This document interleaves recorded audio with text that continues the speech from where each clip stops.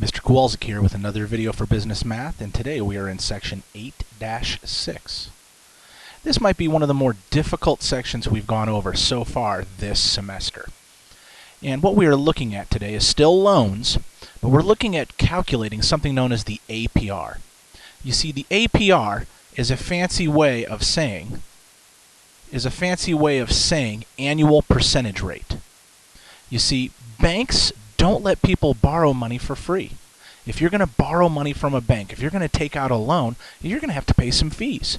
And banks calculate those fees using the APR. And so what we want to look at is finding the APR. Now, here's a big thing that you need to know. Whenever you do take out a loan, you want to get the smallest APR as possible. The lower it is, the better it is for you. That means you'll be paying less in fees, and nobody likes to pay fees. Now, as you can see, we're going to be looking at 3 steps today. The first one is finding the finance charge. And when we're finding the finance charge, we're finding it as a dollar amount. We're finding it as a dollar amount. So in other words, how much money are you spending? How much money are you spending to borrow the loan?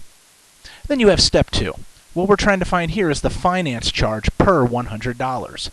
In other words, what we're talking about is, imagine that you're taking out a loan. Well, how much is that service fee? How much are you going to be charged for every $100 that you're borrowing? Some people may borrow $100.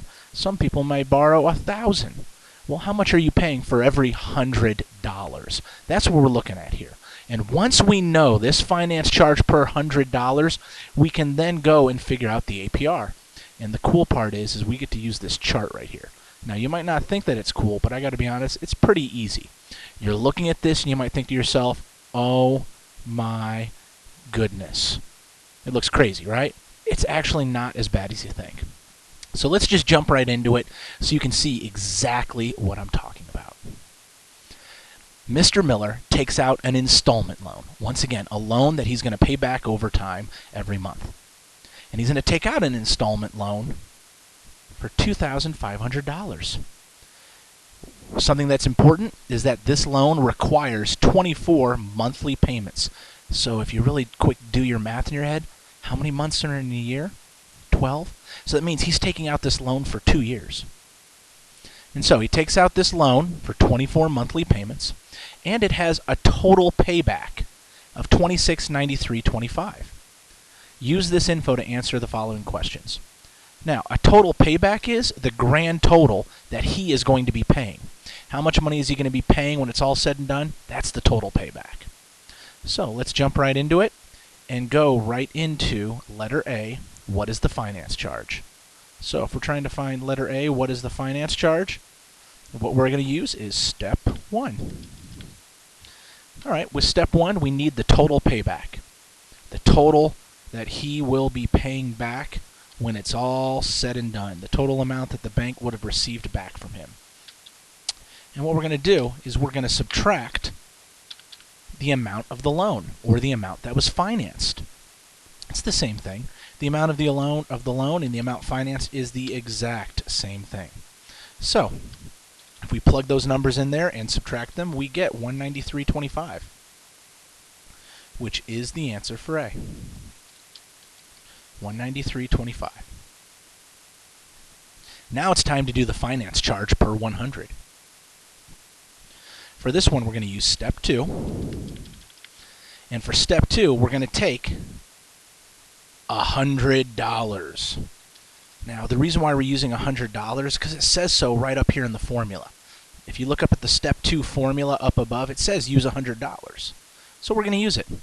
And we're going to multiply it times that finance charge that we just found. We just found that it was $193.25. And then we are going to divide it. We're going to divide it by the amount financed. The amount financed. And in this case, the amount financed, once again, is the $2,500. So, if you do all your math, I'm getting everything set up for myself, and you work it out, you get 7.73. So let me explain what that is. That means for every $100 that Mr. Miller borrows for a loan, he's going to have to pay $7.73 back in fees. Now it's time to calculate the APR. To calculate the APR, all we're going to do is use the chart. I can't type today. You don't really have to show any work here. You just use the chart. First things first, what you are going to first look for is the number of months that you're borrowing this money. You're going to first look for the number of months that you're borrowing this money. And so what we first find is that $24 or 24 months is here, 24 months is here, 24 months is here, and 24 months is here. So that means somewhere on one of those rows, we're going to have to be able to find $7.73.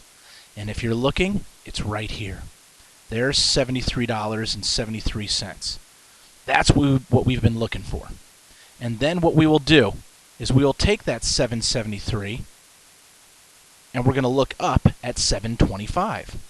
And that's our answer, gang. That is our answer. 7.25%. And that's our APR. That's the annual percentage rate that you're going to be charged for this loan, Mr. Miller. So once again, whenever you do letter C, you use the chart. You first look for the number of months, and then you look for the answer for B, which was 773, and then look for the percentage that's right above it. Hopefully that makes sense, and if it doesn't, please feel free to go back and watch the video or talk to your teacher. Thanks, and have a great day.